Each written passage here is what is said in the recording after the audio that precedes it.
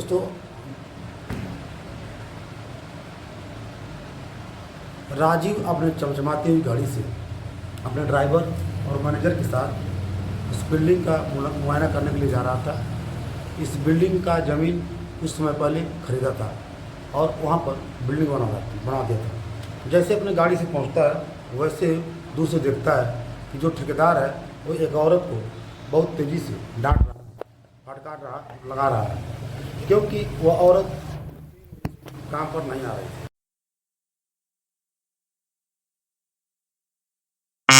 औरत को मैंने वहीं देखा है। इस कन्फ्यूजन को दूर करने के लिए दोस्तों राजीव अपनी गाड़ी लेकर पहुंचता है उस ठेकेदार के पास। जैसे गाड़ी से उतरता है और जैसे उस औरत को देखता है उसकी नजरी रुकी की रुकी रह जाती है और चकाचौंध हो जाता है। वो औरत भी जैसे ही राजीव को देखती है वैसे ही चकाचौंध हो जाती है, क्योंकि दोस्तों वह औरत कोई और नहीं, उस राजीव की 5 साल पहले की तलाकशुदा पत्नी है। दोस्तों आगे क्या होता है इस घटना में देख करके आपके बहुत ही भावुक हो जाएंगे। दोस्तों यह एक पारिवारिक कहानी है। अगर आपके पास समय हो तो 10 मिनट समय जरूर निकालिएगा, इस सच्ची घटना को जरूर सुनिएगा, बहुत बड़ी सीख मिलेगी। तो दोस्तों कहानी की हम शुरुआत करते हैं। मेरे दोस्तों कहानी की शुरुआत करने से पहले अगर आप पहली बार मेरे चैनल पर आए हैं तो दोस्तों चैनल को सब्सक्राइब और वीडियो को लाइक कर लें, ताकि मेरा हौसला बढ़ता रहे और एक ताकत मिलता रहे, और ऐसी ताकत को लेकर के मैं अच्छी अच्छी घटना सुनाता रहा हूँ। दोस्तों राजू नाम का एक लड़का होता है जिसकी शादी पूजा नाम की एक लड़की से हो जाती है। मैं बात कर रहा हूँ 15 अगस्त 2015 की। दोस्तों पूजा एक बहुत ही अमीर घर की लड़की थी, जबकि राजीव एक गरीब लड़का था। शादी दोनों की हो जाती है। शादी होने के बाद दोस्तों वो क्या करते हैं, तो एक नई नवेली दुल्हन बन करके अपने ससुराल पहले राजीव के घर आती है। राजीव के घर जब आती है तो अभी करीब 1 महीने तक तो कुछ नहीं करती है, बहुत अच्छे से रह रही थी। लेकिन दोस्तों 1 महीने के बाद वह अपने घर में अपने पति, अपने ससुर, अपने सास सभी से झगड़ा करती है, हर एक छोटी छोटी बातों पर। दोस्तों वह अपने मायके में बहुत सुख भोग चुकी थी और उसी सुख की वजह से वह अपने ससुराल में उस सुख को भोगना चाहती थी। इस बात को लेकर के बार बार लड़ाई झगड़े होते थे। राजीव समझता था और समझाता था, देखो जो तुम्हें सुख जो तुम्हारे मायके में मिला है वह सुख यहाँ पर भी मिलेगा, इसकी उम्मीद मत रखो।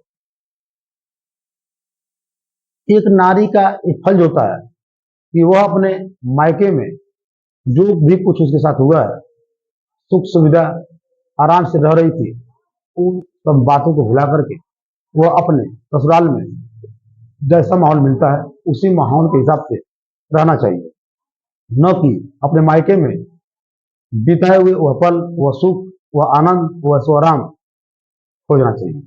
लेकिन दोस्तों क्या होता है इस कहानी में, लेकिन उसकी पत्नी पूजा बार बार लड़ाई झगड़ा करती है, स्टार्ट करती है। शादी हुए 1 महीने होता है, लेकिन उन दोनों के बीच पूरे परिवार में घमासान आ जाता है। राजीव किसी तरह से उस पत्नी के साथ अपना जीवन एक एक दिन करके बिता रहा था। एक दिन दोस्तों फिर लड़ाई झगड़ा होता है। पत्नी कहती है कि हमारे घर में कूलर नहीं है, हमारे घर में एक अच्छा सा ड्राइंग टेबल नहीं है, और मैं अपने जब मायके आती थी वहां पर सब सुख सुविधा था। दोस्तों इसी बात को लेकर के राजीव कहता है, अरे मेरे पास पैसे नहीं है, मैं क्या क्या तुम्हारा फरमाइश पूरा करूंगा, मेरे पास जितना पैसा है मैं उसी के हिसाब से अपना जीवन व्यतीत करूंगा। लेकिन दोस्तों उसकी पत्नी नहीं मानती है और लड़ाई झगड़ा करके अपने मायके चली जाती है। मायके जाने के बाद दोस्तों राजीव करीब 5 दिन के बाद पुनः अपने ससुराल पहुंचता है और अपने सास ससुर के सामने बढ़कर बात करता है। लेकिन दोस्तों उसके सास ससुर भी अपने बेटे का बात मानते, अपनी बेटी का बात मानते हैं, क्योंकि बेटी बहुत जिद्दी थी। जब तक अपने मायके में थी हर एक बात को अपने माता पिता से मना लेती थी और जैसे चाहती थी उसी तरह से रहती थी। वही जिद उसका कारण बन जाता है उसके ससुराल में न रहने का कारण। पति समझाता है कि चलो कोई बात नहीं, मैं पैसा कमा रहा हूँ, सब कुछ सुख सुविधा तुम्हारे लिए कर दूंगा। लेकिन दोस्तों पूजा नहीं चाहती। पूजा की मम्मी पापा भी पूजा का सपोर्ट करते हैं, कहते हैं तुम मेरी बेटी बहुत सुख सुविधा से रहती थी, हमने इसको बहुत ही पलकों बैठा करके इसको पाला है, किसी भी चीज का कभी मैंने कमी नहीं होने दिया है। लेकिन आपके घर जाने के बाद वो 1 महीने से परेशान होना स्टार्ट हो गई है। दोस्तों इस बात को लेकर के बहस चलता है और बाकी बात में बहस छिड़ जाती है। इधर जो पूजा है अपने पति राजू को बहुत कुछ उल्टा सीधा बोल देती है। पति चाहता है और चुपचाप अपने घर चला आता है। घर आने के बाद दोस्तों उसको बहुत तकलीफ होता है कि मैं आज गरीब नहीं होता तो मेरी पत्नी मुझे ऐसा नहीं बोलती। दोस्तों उसे नहीं पता था उसकी पत्नी तलाक भी करेगी। करीब 10 दिन के बाद अर्जी दायर कर देती है। 10 दिन के बाद और कोर्ट के तलाक के सपोर्ट में पूजा के माँ बाप सब लोग रहते हैं। तलाक के लिए अर्जी दायर करती है और दोनों हाजिर होते हैं और दोनों के बीच तलाक हो जाता है। दोस्तों तलाक होने के बाद दोनों का रास्ता अलग अलग हो जाता है। तलाक के दौरान जज के द्वारा 20 लाख रुपए का जुर्माना भी लगाया जाता है। यह फैसला सुनकर के राजू तो घबरा जाता है, बिल्कुल उसके पास पैसे नहीं थे। लेकिन दोस्तों जज का फैसला था, इस वजह से वह खेत बेचकर 20 लाख रुपए भी पूजा को देता है। जब वो खेत बेचता है तो 50 लाख में मिलते हैं, उसमें से 20 लाख रुपए पूजा को दे देता है और बाकी जो 30 लाख रुपए बचता है उस 30 लाख रुपए से वह जमीन डीलर का काम करने लगता है। इधर दोस्तों जब पूजा को मिल जाता है 20 लाख रुपया तो उसका एक भाई भी था। धीरे धीरे समय बीतता है और पूजा के साथ शादी कहीं सेट नहीं हो पाती है। उसके पहले उसके छोटे भाई की शादी हो जाती है। जब उसके भाई की शादी हो जाती है तो उसके भाई के शादी में ही उसके माँ बाप पूजा से पैसा मांगकर खर्च कर देते हैं। खर्च होने के बाद उसके भाई की जब दुल्हन आती है तो उन दोनों के बीच पड़ता नहीं है, जिसको लेकर के दोनों काफी लड़ाई झगड़ा करते हैं। पूजा का भाई भी अपने पत्नी की तरफ से रहता है और धीरे धीरे पूजा के माँ बाप को भी पूजा बोझ होने लगती है। एक दिन बात बात में उसका भाई बोल देता है कि तुम्हारी जहां शादी हुई थी वही तुम्हारा घर था, ये तुम्हारा घर नहीं है, तुम्हें इस घर से निकल जाओ, ये तुम्हारा घर प्रॉपर्टी नहीं है। दोस्तों इस बात को लेकर काफी बहस होता है, वो मजबूर हो जाती है, उसके पैसे भी लोग खर्च कर देते हैं और वो गुस्से के मारे क्या होती है घर से निकल जाती है। घर से निकलने के बाद दोस्तों उसके पास कोई ऑप्शन नहीं रहता है।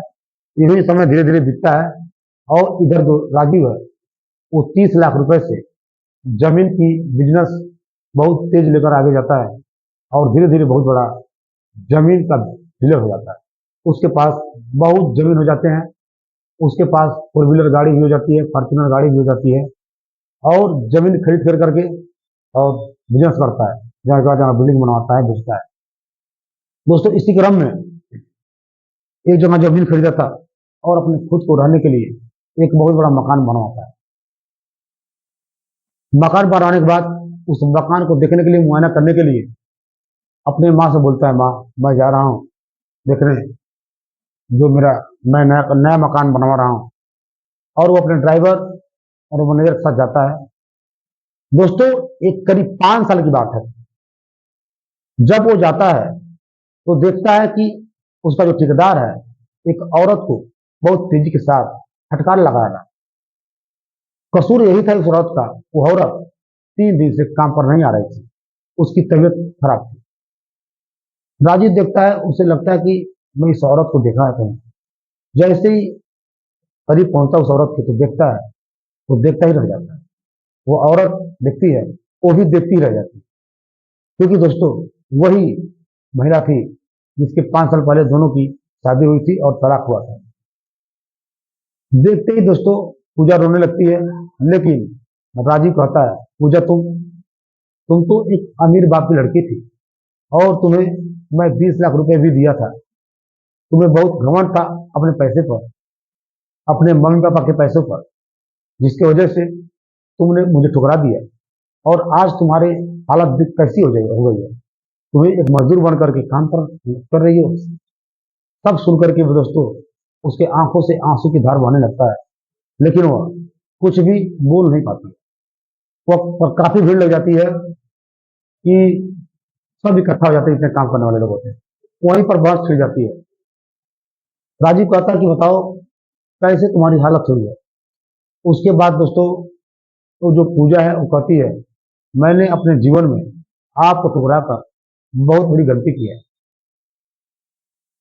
जब हमारे और आपके बीच तलाक हुआ था तो जो आप पैसा 20 लाख रुपया दिया था, वो 20 लाख मेरे माँ बाप मुझसे मांग करके मेरे छोटे भाई की शादी कर देते हैं। और शादी करने के बाद मेरे छोटे भाई की जब दुल्हन आती है तो वह मुझसे लड़ाई झगड़ा करने लगती है, और कई सालों के बाद मैं अपने घर वालों पर बोझ बन जाती हूँ। मेरे माँ बाप मुझे पसंद नहीं करते, मेरे भाई भी पसंद नहीं करता, और मेरे भाई की भाभी की मेरे भाई और भाभी दोनों लोग धक्का मार करके घर से निकाल दिया। धक्का निकालने के बाद धक्का मारने के बाद मैं मजबूर हो गया और पेट पालने के लिए मैं मजदूरी करने लगी। दोस्तों ये शब्द सुनकर राजीव भावुक हो जाता है, लेकिन उसको अंदर ही अंदर उसके कर्मों पर जो उसे मिला था रिजल्ट कर्म की थी उस पर अफसोस जता रहा था और खुशी भी कर रहा है, खुशी भी था अंदर से। राजू कहता है कि देखो तुम जैसा काम की थी तुमको वैसा ही फल मिल गया है। तुमने मुझे ठुकराया था, अगर तुम मुझे नहीं ठुकराई होती तो आज मैं इतना अमीर नहीं बन पाता। शायद तुम्हारी वजह से मैं एक अमीर व्यक्ति बन गया।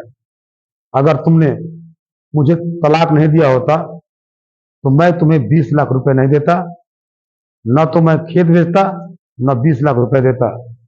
और मैं खेत बेचने के बाद मैंने 20 लाख रुपया दिया और 30 लाख रुपए बचाकर जमीन का काम स्टार्ट किया और आज मैं बहुत पैसे वाला हूं।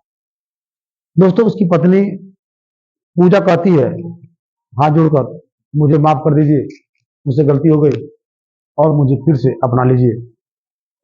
यह इतना कहकर रोने लगती है, राजू के पैरों पर गिर जाती है। सब लोग तमाशा देख रहे थे, लेकिन क्या होता है इस कहानी में, राजू अपना पैर पीछे हटा लेता है और बोलता है देखो मैं एक बार धोखा तुमसे खाया हूं और दोबारा धोखा नहीं खाऊंगा। तुम एक लालची औरत हो, तुम्हारे ऊपर विश्वास मैं नहीं कर सकता। तुम पैसे की भूखी हो, मैं तुम्हें फिर से अपना लूं तो शायद मुझसे भी अमीर कोई तुम्हें मिल जाए तो तुम्हारी लालच उस व्यक्ति के पास चली जाएगी और मुझे छोड़ करके तुम किसी और को भी अपना सकती हो। अगर तुम्हारे अंदर पैसे की लालच नहीं होती तो आज तुम मेरी पत्नी रहती और मैं कभी नहीं अपनाऊंगा। इतना सुनकर के दोस्तों उसकी तलाकशुदा पत्नी पूजा रोने लगती है, लेकिन राजीव मना कर देता है और फिर से स्वीकार नहीं करता है अपनी जिंदगी में। वो तुरंत गाड़ी पर उठाता है और चल देता है। अगले दिन से उसकी तलाकशुदा पत्नी काम पर नहीं जाती है। तो ये रही दोस्तों कहानी। क्या ये कहानी जैसा हुआ, इस कहानी में जो राजू ने किया वो सही किया या गलत किया, कमेंट बॉक्स में जरूर कमेंट कीजिए। क्या इसे राजू को उसको अपनाना चाहिए था, नहीं चाहिए था, कमेंट जरूर करिएगा। मेरे दोस्तों जिंदगी में शादी विवाह मजाक की बात नहीं है, गुड्डे गुड़ियों का खेल नहीं है। शादी जब हिंदू धर्म में होता है तो शादी होने से पहले 7 फेरे लिए जाते हैं, साथ साथ रहने के लिए 7 जन्मों के कसमें खाए जाते हैं। लेकिन आजकल जो लोग शादी कर रहे हैं फैशन की तरह से और तलाक देते रह रहे हैं।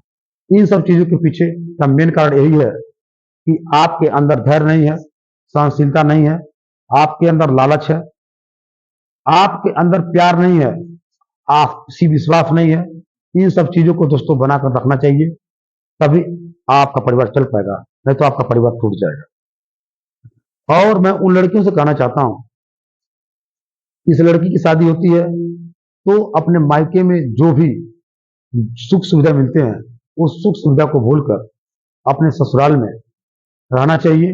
उनके ससुराल में क्या हो रहा है कैसा सुख रहा है, कैसा दुख मिल रहा है, उन सब कंपैरिजन अपने मायके में नहीं करना चाहिए। जो औरत अपने मायके का कंपैरिजन या तुलना करने लगेगी, फिर वो औरत अपने ससुराल में नहीं रह सकती। तो दोस्तों, आपसे रिक्वेस्ट है कि ये कहानी अधिक से अधिक शेयर करें, और इस कहानी को सुनकर के आपको कैसा लगा। मिलते हैं नेक्स्ट वीडियो में नेक्स्ट कहानी के साथ। तब तक ले जय हिंद, जय भारत।